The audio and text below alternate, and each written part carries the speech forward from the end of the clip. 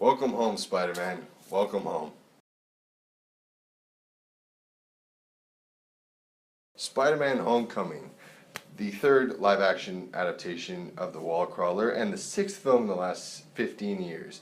This one is directed by John Watts. It stars Tom Holland, Michael Keaton, Robert Downey Jr., Jon Favreau, Zendaya, and of course the ever so sexy and ever so beautiful Marissa Tomei. Now, the one thing I want to get out of this way is you don't have to worry. This isn't going to be an Amazing Spider-Man 2. This isn't going to be a Spider-Man 3. You're going to go in and you're going to enjoy this film. It's a great adaptation of the Spider-Man saga, and I am very excited to see where they take this character into the sequels of this series. One thing that is for sure that we kind of knew coming out of Captain America Civil War was that Tom Holland had nailed the character of Peter Parker and Spider-Man. Tobey Maguire was a great Peter Parker, Andrew Garfield was a great Spider-Man. Tom Holland is the best blend of best both worlds.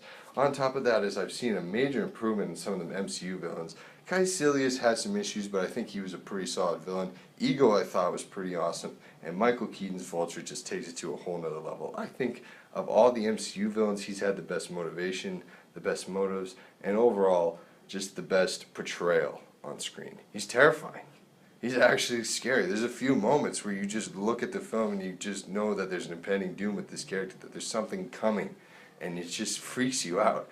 And those green eyes just scare the hell out of you. I don't know what it is, but those green eyes just gave me weird feelings every time I saw them on screen. Some of the issues I have with the film are not as blatant as I'd like them to be. They're kind of nitpicks at this point. One of them is the daylight CG issues. I noticed that the CG was kind of botchy at certain points, but it came a lot during the daylight sequences. And I find that's quite often with a lot of superhero films, is they just have so much issue getting daylight CG. Outside of maybe The Winter Soldier and The Avengers, there's very few films that have daylight CG that can really pull off and grasp the audience. And Homecoming is one of those films that kind of falters that way. Another complaint I have is that some of the changes are a little bothersome with the film. I didn't actually mind the suit. I didn't mind some of the character changes. A few were a little botchy, but those are getting into spoiler territory. Again, that's up to interpretation, though for the most part it was perfectly fine for me. Overall, this film is very good. It's a brand new interpretation of the Spider-Man character, and I cannot wait for you guys to see it.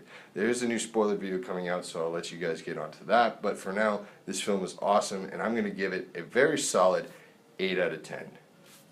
For any further content, I'd like you guys to follow Comic Book Movie Talk on Facebook.com. Also follow Riley Onson on Twitter and Facebook, and we'll catch you guys around. Take care. Kill you and everybody you love. My friends are up there!